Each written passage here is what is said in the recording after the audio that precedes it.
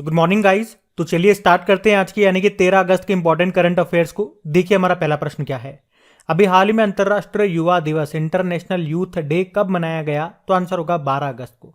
आप जानते हो हर साल 12 अगस्त को इंटरनेशनल यूथ डे के रूप में मनाते हैं। इसे मनाने का उद्देश्य क्या है? देश के युवाओं की आवाज, उनके कार्यों और उनके द्वारा किए गए आविष्कार को देश दुनिया तक पहुंचाना। थीम क्या है इस बार की? International solidarity creating a world for all ages, यानी कि अंतर पीढ़ीगत एकजुटता, सभी उम्र के लिए एक दुनिया बनाना। ये तो बात हो गई इंटरनेशनल यूथ डे की। हम राष्ट्रीय युवा दिवस नेशनल यूथ डे कब मनाते हैं? जब स्वामी विवेकानंद जी का जन्मदिन होता है यानी कि 12 जनवरी को। वैसे आपको बता दूं 12 अगस्त को वर्ल्ड एलिफेंट डे भी मनाया जाता है। चलो बताओ भारत में प्रोजेक्ट एलिफेंट कब आया था 1992 में। और सेबी की स्थापना वो भी 1992 में होती है, ऐसे याद रख लो। प्रोजेक्ट टाइगर तो आप जानते ही हो 1973 में आया। इंपॉर्टेंट डे वाला क्वेश्चन है, रिवाइज करते हैं अगस्त के सारे डेज को। देखो 1 अगस्त को 3 डे मनाए थे। वर्ल्ड लंग कैंसर डे, मुस्लिम वुमेन्स राइट डे यानी कि मुस्लिम महिला अधिकार दिवस, वर्ल्ड वाइड वेब डे। 6 अगस्त को हिरोशिमा दिवस मनाया और 7 अगस्त को राष्ट्रीय हथकरघा दिवस होता है, नेशनल हैंडलूम डे। 7 अगस्त को ही राष्ट्रीय भाला फेंक दिवस भी मनाया। 8 अगस्त को आसियान डे मनाया। 9 अगस्त को एक तो नागासाकी डे होता है और विश्व आदिवासी दिवस मनाया। 10 अगस्त को विश्व जैव ईंधन दिवस वर्ल्ड बायोफ्यूल डे मनाया और 10 अगस्त को हमने वर्ल्ड लायन डे भी मनाया था। तो ये भी याद रखना। आप बढ़ते हैं आगे। फिर बताओ अगस्त 2022 में किस राज्य ने जीएसटी चोरी को रोकने के लिए लकी बिल एप्लीकेशन ये लॉन्च किया? तो आंसर होगा केरल।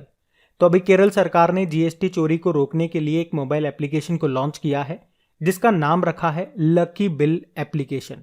यहाँ पे जो लोग हैं वो अपने जीएसटी बिल की मूल कॉपी को यहाँ पे अपलोड कर सकते हैं और पुरस्कार जीतने का भी मौका पा सकते हैं। राज्य सरकार को उम्मीद है कि इससे कर संग्रह यानी कि टैक्स कलेक्शन बढ़ाने में मदद मिलेगी, क्योंकि लोगों को सामान खरीदने और सेवाओं का लाभ उठाने के लिए बिल मांगने के लिए प्रोत्साहित किया जाएगा। अच्छा, जीएसटी से आपको याद होगा अभी जीएसटी काउंसिल की 47वें नंबर की बैठक हुई थी। कहाँ पे? याद रखना, ये पहले श्रीनगर में होने वाली थी, बाद में चेंज करके इसे चंडीगढ़ में आयोजित किया गया। और आपको याद होगा कुछ समय पहले हमारी जो वित्त मंत्री फाइनेंस मिनिस्टर है निर्मला सीतारमण जी, उन्होंने बताओ कहां पर राष्ट्रीय सीमा शुल्क और जीएसटी संग्रहालय का उद्घाटन किया था? तो आंसर होगा गोवा में। और उस संग्रहालय, उस म्यूजियम का नाम क्या रखा था? धरोहर। ये आप याद रखना। तो आप मुझे बताओ भारत का पहला सरकारी ओटीटी प्लेटफॉर्म ये कौन शुरू करेगा? आंसर होगा केरल। इसी तरह से देश की पहली सरकारी कैब सर्विस भी केरल में ही शुरू होगी। आपको याद होगा भारत का पहला ग्राफीन नवाचार केंद्र ये केरल में स्थापित किया जाएगा। केरल अपनी इंटरनेट सेवा वाला पहला राज्य भी बना है और केरल हाईकोर्ट ये भारत का पहला पेपरलेस कोर्ट भी बना था। भारत का पहला सैनिटरी नैपकिन मुक्त गांव ये भी आपको मिलेगा केरल में, जिसका नाम है कुंभलांगी गांव। और केरल में ही शुरू हुई भारत की पहली ड्रोन फॉरेंसिक लैब। उसके अलावा केरल में खुलेगा पहला लेबर मूवमेंट म्यूजियम भी।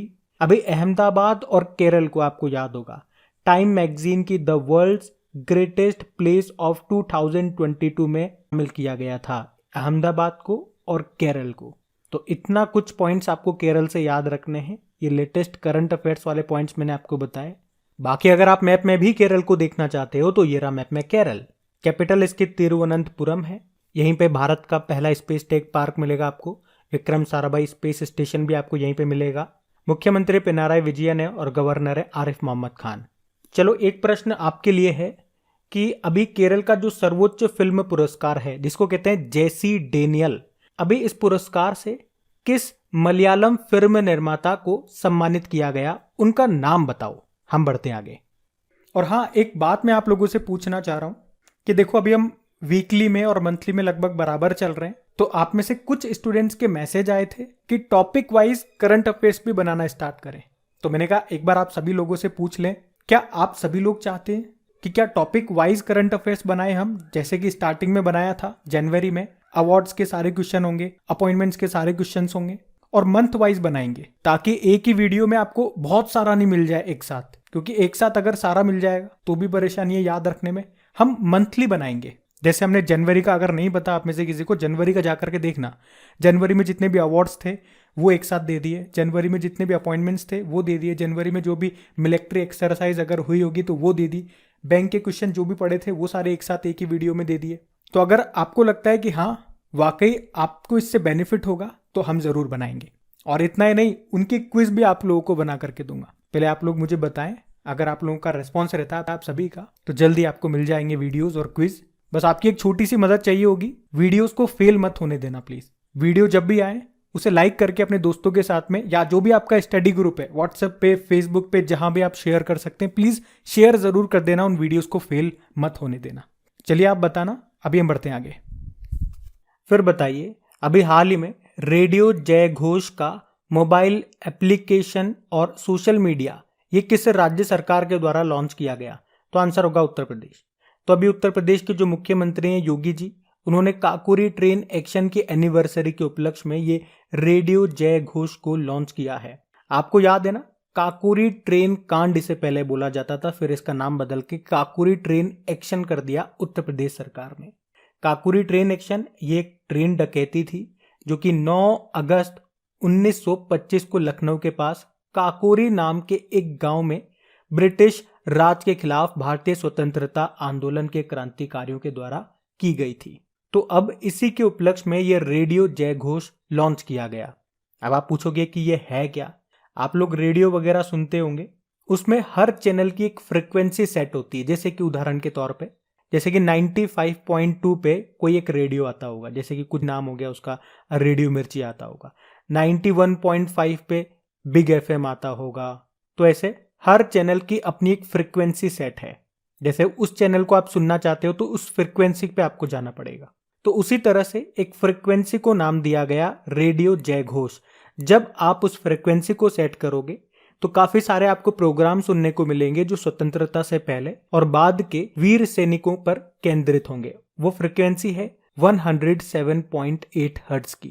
भाई फ्रिक्वेंसी की यूनिट क्या होती है? हर्ट्ज होती है। अच्छा चलो आप बताओ, वर्ल्ड रेडियो डे कब मनाया जाता है? तो आंसर होगा 13 फरवरी को, जिस दिन राष्ट्रीय महिला दिवस भी होता है, सरोजिनी नायडू जी के जन्मदिन को। और अगर आपसे पूछे कि दृष्टि बाधित लोगों के लिए भारत का पहला इंटरनेट रेडियो जिसका नाम है रेडियो अक्ष, ये कहाँ पे लॉन्च हुआ था? नागपुर में। और जम्मू के रेडियो जॉकी हैं उमर निसार, जिनको अभी यूनिसेफ ने प्रतिरक्षण यानी कि इम्यूनाइजेशन चैंपियन अवार्ड से भी सम्मानित किया था। तो ये पॉइंट्स भी आप ध्यान रखना। बढ़ते हैं आगे। चलो बताओ, अभी हाल ही में lion of the skies Hardeep Singh Malik नाम की बुक को किसने लिखा? आंसर होगा स्टीफन बार्कर ने। तो बुक का नाम है lion of the skies Hardeep Singh Malik. ये बुक भारत के पहले लड़ाकू पायलट के बारे में है, जिनका नाम है हरदीप सिंह मल्लिक, जिन्होंने भारतीय वायुसेना के जन्म से बहुत पहले विश्व युद्ध में हिस्सा लिया था। इस बुक को स्टीफन बार्कर ने लिखा है। इस बुक में उन्होंने बताया कि एक भारतीय के लिए ब्रिटिश सेना में सेवा करना कितना चुनौतीपूर्ण, कितना चैलेंजिंग था। ये बुक हरदीप सिंह मल्लिक के ऊपर है, जिन्होंने जर्मनों से लड़ने के लिए रॉयल फ्लाइंग कॉर्प्स और रॉयल एयर कॉर्प्स दोनों के लिए एक लड़ाकू पायलट के रूप में काम किया। वे फ्रांस में भारत के पहले राजदूत भी रहे। तो बुक का नाम और उसके ऑथर का नाम याद रखना। वैसे लायन से एक डे हमने मनाया था अभी, वर्ल्ड लायन डे। कब? 10 अगस्त को। रशीद किदवई, इन्होंने बुक लिखी अभी, leaders politician citizens. Devika Rangachari queen of fire नाम की बुक लिखी। और आर.के. कौशिक, इन्होंने जो पूर्व क्रिकेटर थे गुंडप्पा रंगनाथ विश्वनाथ, उनके साथ मिलकर के उनकी बायोग्राफी लिखी है, जिसका नाम है रिस्ट अश्योर्ड एन ऑटोबायोग्राफी। ये याद रखना। बढ़ते आगे। फिर बताइए, अभी हाल ही में डाबर इंडिया के नए चेयरमैन कौन बने? तो आंसर होगा मोहित बर्मन। तो अभी तक डाबर इंडिया के जो चेयरमैन थे अमित बर्मन, उन्होंने अपने पद से अभी इस्तीफा दे दिया। तो अब उनकी जगह पे वर्तमान गैर कार्यकारी उपाध्यक्ष मोहित बर्मन को चेयरमैन नियुक्त किया गया है। डाबर इंडिया हेडक्वार्टर मिलेगा गाजियाबाद में। और डाबर इंडिया से आपको याद आएगा, कुछ समय पहले हम लोगों ने पढ़ा था कि डाबर इंडिया ये पूरी तरह से प्लास्टिक वेस्ट न्यूट्रल बनने वाली पहली एफएमसीजी कंपनी बनी थी। चलो बताओ, ये इंपॉर्टेंट नाम है। Nallathamby Kalaiselvi CSIR council of scientific and industrial research की पहली महिला डायरेक्टर जनरल बनी। और रंजीत रथ, ये ऑयल इंडिया के CMD बने थे अभी। तो ये नाम याद रखना। बढ़ते हैं आगे।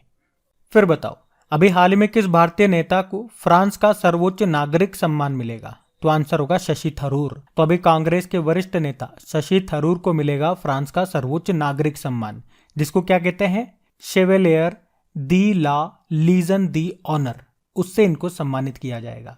अभी फ्रांस की सरकार ये शशि थरूर के लेखन और उनके भाषणों के चलते उन्हें इस सम्मान से सम्मानित करेगी। आपको याद होगा लता मंगेशकर जी, जिनका भी निधन हो गया, उनको 2007 में फ्रांस ने अपने सर्वोच्च नागरिक सम्मान, जिसको कहते हैं लीजन ऑफ ऑनर, से सम्मानित किया था। और अभी इसी साल हमने पढ़ा था अर्देशिर बी के दुबाश, इनको पेरू सरकार ने सर्वोच्च राजनयिक सम्मान से सम्मानित किया था। और जापान के जो पूर्व प्रधानमंत्री थे शिंजो अबे, जिनका भी निधन हो गया, अभी जापान के सर्वोच्च सम्मान the collar of the supreme order of the chrysanthemum, इससे इनको सम्मानित किया गया। और सनमार्क ग्रुप के जो वाइस चेयरमैन हैं नारायणन कुमार, इनको जापान के order of the rising sun सम्मान से सम्मानित किया गया था अभी।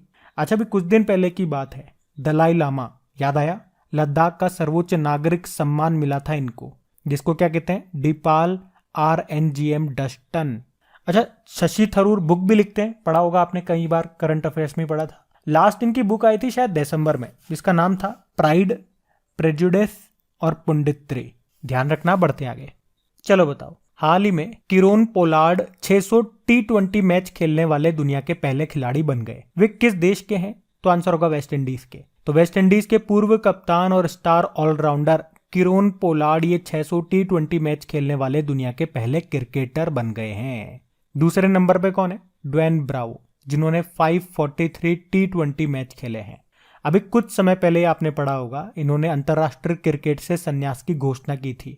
अच्छा, वेस्ट इंडीज के जो पूर्व कप्तान थे डैरेन सैमी, उनका नाम अभी न्यूज में था क्योंकि पाकिस्तान ने अपना तीसरा सर्वोच्च नागरिक सम्मान दिया था उनको। क्या कहते हैं उस सम्मान को?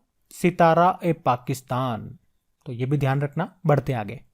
चलो बताओ, अगस्त 2022 में इसरो ने किस नाम से 3D virtual space tech park अभी लॉन्च किया? तो आंसर होगा स्पार्क। तो अभी इसरो ने एक स्पार्क नाम से 3D virtual space tech park को लॉन्च किया है। यहाँ पे आपको इसरो के विभिन्न मिशनों के बारे में जानकारी मिलेगी। यहाँ पे आप इसरो के लॉन्च व्हीकल, सैटेलाइट्स वगैरह, उनकी इमेजेस को, उनके वीडियोस को देख पाओगे और इसी तरह से अन्य वैज्ञानिक मिशनों के बारे में आपको यहाँ पे जानकारी मिल पाएगी। याद रखना, ये इसरो का पहला 3D वर्चुअल स्पेस म्यूजियम है जिसमें इसरो के इतिहास और सफलताओं को दिखाया गया है। अच्छा, इसरो मतलब इंडियन स्पेस रिसर्च ऑर्गेनाइजेशन, जिसकी स्थापना होती है 1969 में। और अभी नए चेयरमैन कौन बने इसके? S सोमनाथ बने। इसका मोटो होता है space technology is in service of human kind. अच्छा, मुझे बताओ, भारत और जापान के चंद्र मिशन का नाम क्या है? तो आंसर होगा ल्यूपेक्स, मतलब लूनार पोलर एक्सप्लोरेशन मिशन। बढ़ते आगे। अच्छा बताओ, भारत की पहली पानी के नीचे मेट्रो का उद्घाटन ये किस शहर में किया जाएगा? तो आंसर होगा कोलकाता में। तो अभी कोलकाता मेट्रो रेल कॉरपोरेशन ने कहा कि कोलकाता के अंदर एक अंडर वाटर मेट्रो लाइन बिछाई जाएगी। ये लाइन सॉल्ट लेक को हावड़ा से जोड़ेगी। और किस नदी के नीचे बनेगी? ये हुगली नदी के नीचे। ये पानी के अंदर 500 मीटर की दूरी तय करेगी, यानी कि आधा किलोमीटर ये पानी के अंदर ही चलेगी। कब तक बनकर तैयार हो जाएगी? 2023 तक बनकर ये तैयार हो जाएगी। अच्छा, पानी की बात है तो सबसे पहला बेसिक प्रश्न तो ये आपके लिए बनेगा, वर्ल्ड वाटर डे कब मनाते हैं? सब बता दोगे, 22 मार्च को मनाते हैं। जल शक्ति मंत्री कौन है? गजेंद्र सिंह शेखावत है। चलो बताओ, जल जीवन मिशन कब लॉन्च किया गया था? 2019 में, जिसका उद्देश्य क्या है? 2024 तक हर घर नल कनेक्शन करना। और हर घर जल वाला पहला राज्य कौन सा बना? गोवा बना। और अगर पूछूं 24 घंटे 7 दिन नल से स्वच्छ जल देने वाला पहला शहर कौन सा बना? उड़ीसा का पुरी। और वाटर प्लस सर्टिफिकेट पाने वाला पहला शहर वो इंदौर था। चलो बताओ, जल जीवन मिशन के तहत सोवा हर घर जल वाला जिला कौन सा बना? हिमाचल प्रदेश का चंबा जिला। और भारत की पहली वाटर टैक्सी सेवा का उद्घाटन कहां पे किया गया? मुंबई में। लेकिन याद रखना, अगर पूछे जल मेट्रो परियोजना वाला भारत का पहला शहर कौन सा है, तो आंसर होगा कोच्चि। और भारत का डिजिटल वाटर बैंक एक्वेरियम ये कहां पे लॉन्च किया गया? बेंगलुरु में। अभी तीसरे राष्ट्र जल पुरस्कारों के तहत सर्वश्रेष्ठ राज्य की श्रेणी में पहला पुरस्कार किसे मिला? उत्तर प्रदेश को। जबकि सर्वश्रेष्ठ जिलों की श्रेणी में पहले स्थान पे उत्तर प्रदेश का मुजफ्फरनगर रहा। चलो मुझे बताओ, स्टॉकहोम जल पुरस्कार 2022 ये किसने जीता? याद रखना, ये दुनिया का सबसे प्रतिष्ठित जल पुरस्कार है। इसे नोबेल प्राइज ऑफ वाटर भी कहा जाता है। तो इसे जीता प्रोफेसर विल्फ्रेड बुटसर्ट ने। अच्छा, बात पश्चिम बंगाल की भी हो रही है, तो ये रहा मैप में पश्चिम बंगाल। कैपिटल इसकी कोलकाता है, और कोलकाता किस नदी के किनारे स्थित है? तो हुगली नदी के किनारे। कोलकाता में आपको जियोलॉजिकल सर्वे ऑफ इंडिया का, ordinance factory board, UCO bank, इन सब का हेडक्वार्टर मिलेगा। मुख्यमंत्री ममता बनर्जी हैं। गवर्नर अभी तक थे जगदीप धनखड़, जो अभी हमारे नए वाइस प्रेसिडेंट बन गए 14 नंबर के। और यहाँ के गवर्नर का अतिरिक्त प्रभार, एडिशनल चार्ज दिया गया मणिपुर के गवर्नर को, जिनका नाम है ला गणेशन। अभी आप जानते हो, यहाँ के मुख्यमंत्री ने कहा था कि हम 7 नए जिले और बनाएंगे। पहले से 23 हैं, अब हो जाएंगे 30। और पश्चिम बंगाल में खोला गया था भारत का पहला टायर पार्क। और पश्चिम बंगाल की दुर्गा पूजा काफी न्यूज में थी, क्योंकि यूनेस्को की अमूर्त विरासत सूची, इंटेंजिबल हेरिटेज साइट में इसको शामिल किया गया था। कौन से नंबर की बनी थी? 14 नंबर की। ध्यान से सुनना, ये अमूर्त विरासत सूची है, इंटेंजिबल हेरिटेज साइट। जबकि मूर्त धरोहरों की सूची में बात करेंगे, टेंजिबल साइट्स की लिस्ट में बात करूंगे, तो भारत की 40वीं बनी थी धोलावीरा, जो कि गुजरात की है, जो कि एक हड़प्पा स्थल है। और दोनों में क्या अंतर होता है मैं आपको बता भी चुका हूं। यहाँ का डोल उत्सव काफी फेमस है, डोल जात्रा उत्सव, ये यहाँ मनाया जाता है। जल्दापारा नेशनल पार्क मिलेगा आपको यहाँ पे, सुंदरबन नेशनल पार्क जो कि एक टाइगर रिजर्व भी है, सिंगालीला नेशनल पार्क मिलेगा, न्यूरा वैली नेशनल पार्क है यहाँ पे, गोरुमारा नेशनल पार्क है, बुक्सा नेशनल पार्क, ये सब आपको यहाँ मिलेंगे। ध्यान रखना। ये बढ़ते आगे। चलो बताओ, अभी हाल ही में ड्रोन फेडरेशन ऑफ इंडिया ने हिम ड्रोन एथॉन कार्यक्रम शुरू करने के लिए किसके साथ समझौता किया? तो आंसर होगा भारतीय सेना। तो इस समझौते के तहत भारतीय सेना के लिए उच्च दक्षता वाले, मतलब अच्छी क्वालिटी, अच्छे स्पेसिफिकेशन वाले ड्रोन डेवलप किए जाएंगे। क्यों? ताकि कोई मिशन हो तो वहां पे ड्रोन का इस्तेमाल करके अपने मिशन को अच्छे से और आसानी से अंजाम दे सके हमारी भारतीय सेना। और सबसे पहले इसे हिमालयी क्षेत्र में लॉन्च किया जाएगा, उसके बाद भारत के हर बॉर्डर पर इसका इस्तेमाल किया जाएगा। हमारे आर्मी चीफ अभी नए बने थे, मनोज पांडे नाम है उनका, और आर्मी डे 15 जनवरी को मनाते हैं। नेवल चीफ कौन है? आर हरि कुमार। और नौसेना दिवस 4 दिसंबर को मनाते हैं। और एयर चीफ मार्शल कौन है? विवेक राम चौधरी हैं। और एयरफोर्स डे कब मनाते हैं? 8 अक्टूबर को। चलो बताओ, भी अक्टूबर में डिफेंस एक्सपो का आयोजन किया जाएगा 12वें नंबर का। कहाँ पे? गांधीनगर में। अच्छा, मुझे बताओ कि भारत का अभी सबसे बड़ा ड्रोन महोत्सव का आयोजन कहाँ पे किया गया? नई दिल्ली में, जिसका उद्घाटन खुद मोदी जी ने किया था। और ड्रोन नीति को मंजूरी देने वाला पहला राज्य कौन सा बना? हिमाचल प्रदेश। अभी स्वास्थ्य सेवा में ड्रोन लॉन्च करने वाला पहला भारतीय राज्य कौन सा बना था? उत्तराखंड। और अभी किस देश ने ड्रोन के आयात पर प्रतिबंध लगाया? भारत ने। अच्छा, नागरिक हवाई क्षेत्र में ड्रोन को अनुमति देने वाला पहला देश कौन सा बना? इजराइल बना। और प्रधानमंत्री जी ने भारत में खेतों में कीटनाशकों का छिड़काव करने के लिए कितने किसान ड्रोन शुरू किए थे? 100। अच्छा, देश का पहला ड्रोन स्कूल कहां पे खोला गया? ग्वालियर, मध्य प्रदेश में। और मध्य प्रदेश के ग्वालियर में ही पहले ड्रोन मेले का आयोजन भी किया गया था। वैसे याद रखना, भारत की पहली ड्रोन फॉरेंसिक लैब कहां पे स्थापित की गई? केरल में। और ड्रोन बनाने वाली एक स्टार्टअप भी है, गरुड़ एरोस्पेस, जिसके अभी एम्बेसडर कौन बने थे? महेंद्र सिंह धोनी। और ड्रोन नीति को मंजूरी देने वाला पहला राज्य कौन सा बना था? ये आपके लिए होमवर्क प्रश्न होगा, बताओ। अब हम बात करेंगे कल के वीडियो में पूछे गए प्रश्न के उत्तर की। तो कल के वीडियो में आपसे पूछा था, कॉमनवेल्थ तलवारबाजी चैंपियनशिप 2022 में किसने गोल्ड जीता? तो आंसर होगा भवानी देवी। आप सभी ने प्रश्न का बिल्कुल सही उत्तर दिया है। और अब मैंने जो आपसे प्रश्न पूछा उसका भी उत्तर आप दे देना कि टॉपिक वाइज करंट अफेयर्स की क्या वाकई में नीड है, तो हम उसको अपलोड करना शुरू करें। अगर आप में से ज्यादातर स्टूडेंट्स चाहेंगे तो हम उसे भी अपलोड करेंगे। आपका हुक्म सराखों पर सर। और मैं उनकी क्विज भी बना करके डालूंगा ताकि आप प्रैक्टिस भी कर सको। मेरी 100% मेहनत रहेगी। और सर, अगर आपको मेरी मेहनत अच्छी लगे तो वीडियोस को लाइक करके अपने दोस्तों में, या जो भी आपका स्टडी ग्रुप है वहां पे आपको शेयर जरूर करना पड़ेगा। इतनी रेस्पॉन्सिबिलिटी आपकी रहेगी। अब ये रहा आज का आपका होमवर्क प्रश्न, और इन सभी क्वेश्चंस का भी क्विज बना करके डाल दिया जाएगा आपकी क्रेक एग्जाम एप्लीकेशन पे। वहीं पे PDF भी आपको मिल जाएगी। एप्लीकेशन का लिंक नीचे डिस्क्रिप्शन बॉक्स में मिलेगा।